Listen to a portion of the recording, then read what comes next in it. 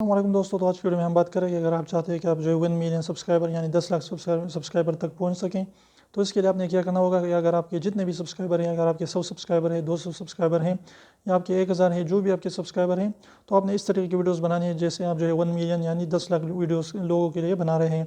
जैसे आप videos upload करते हैं या जैसे आप अपनी वीडियोज़ को एडिट कर देते हैं, बनाते हैं, तो आपने जहन में ये बात रखनी है कि मैं जो है ये वीडियो बहुत ज़्यादा लोगों के लिए बना रहा हूँ।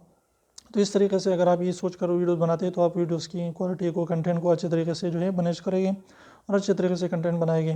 तो इन तरीकों पर अमल करके इंशाल्लाह बहुत जल्द जो है 1 मिलियन सब्सक्राइबर जो है क्रॉस कर सकते हैं। तो उम्मीद करता हूँ छोटे से वीडियो को पसंद, वीडियो पसंद है तो प्लीज़ वीडियो को लाइक कर दीजिए, चैनल को सब्सक्राइब करना ना भूलें और एक बार सब्सक्राइब को जरूर दबाए, बिल्कुल फ्री, एक भी इसका पैसा नहीं लगता। तो बेसिक निकाल लीजिए, उसको प्रेस कर लीजिए।